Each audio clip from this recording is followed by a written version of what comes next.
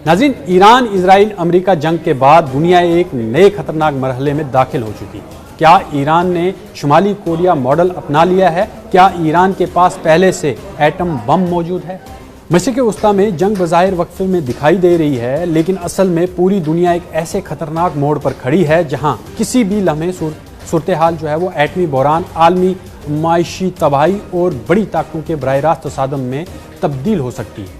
ताज़ा तरीन इतलात, सफारती नक़्ल हरकत, फौजी धमकियाँ और ईरान के हालिया बयानात ने वाज़ह कर दिया है कि आने वाले दिन इंतहाई ख़तरनाक हो सकते हैं।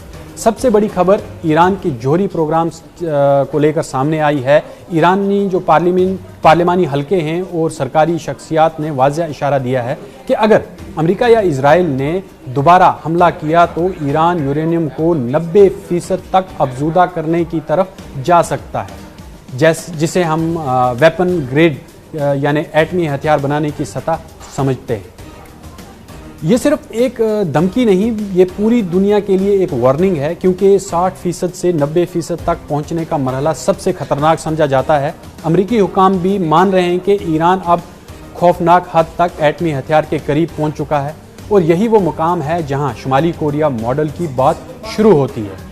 ईरान अब शायद वही रास्ता इख्तियार करना चाह रहा है जो शुमाली कोरिया ने बरसों पहले अपनाया था। पहले मुज़ाकरात, फिर वक्त हासिल करना, फिर खामोशी से अफजूदगी बढ़ाना और आखिर में दुनिया को ऐसी हकीकत के सामने खड़ा कर देना जहां फौजी हमला नामुमकिन हो जाए, क्योंकि सामने एटमी ताकत खड़ी होती है। शुमाली कोरिया ने यही किया था।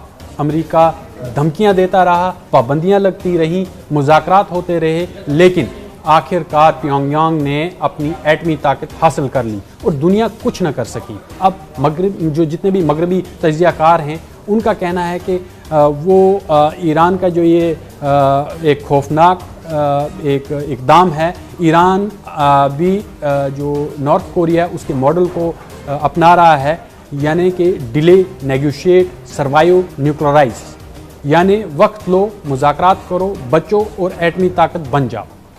ये वो वाला मॉडल अपना रहा है। ईरान मुसलसल जो मुज़ाकरात हैं वो भी कर रहा है और लेकिन साथ ही अफजूदगी, मिसाइल प्रोग्राम और इलाकाई नेटवर्क भी मजबूत कर रहा है। इस दौरान एक और बड़ी पेशरफ्त ने वाशिंगटन को हिला दिया है।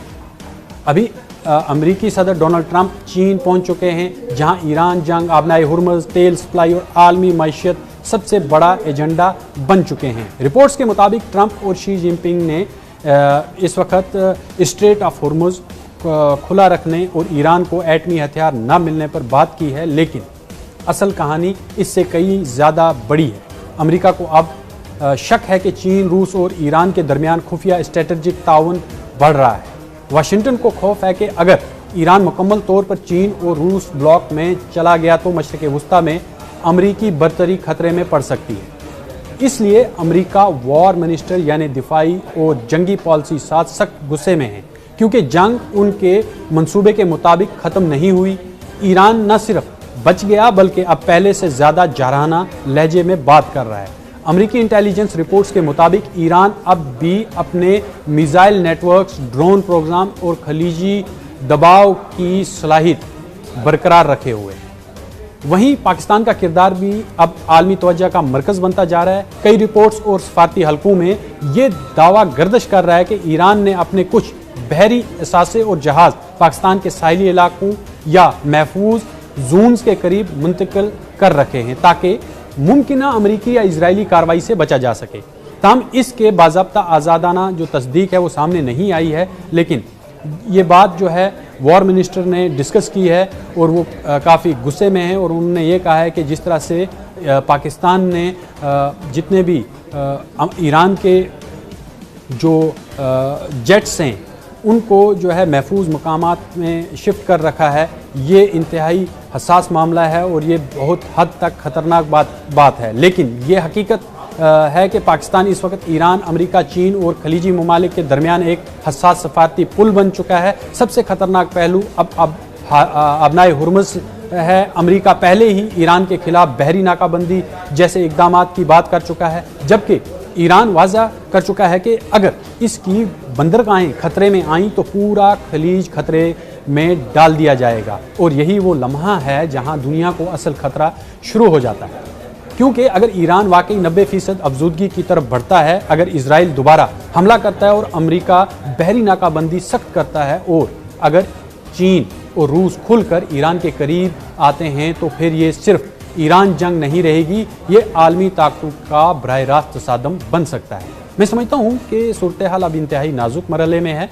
जंग मुकम्मल ख़त्म नहीं हुई है, बल्कि स्ट्रेटजिक पॉज यानी ख़तरनाक वक्फे में दाखिल हो चुकी है। हर मुल्क अगले मरहले की तैयारी मुकम्मल तौर पर कर रहा है, और यानी अब जिस तरह से बातचीत आगे नहीं बढ़ पा रही है, नाकाम हो रही है, तो कहीं ना कहीं ईरान और अमेरिका ने पूरी तैयारियां जो हैं वो अगले मरहले की कर ली हैं, और इजराइल भी पूरी तरह से तैयार है। जिस तरह से वो लबनान पर अटैक कर रहा है, ईरान वक्त खरीद रहा है अभी, और अमेरिका दबाव बढ़ा रहा है। इजराइल अगले हमले के लिए तैयारी में है।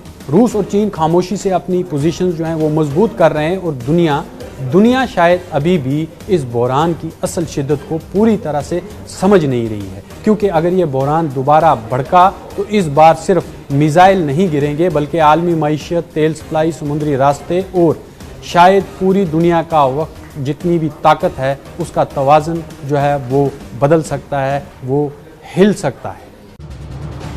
ये है न्यूज़ 18 नेटवर्क और आप देख रहे हैं न्यूज़ 18 उर्दू। हमारी पहुंच, आपकी ताकत।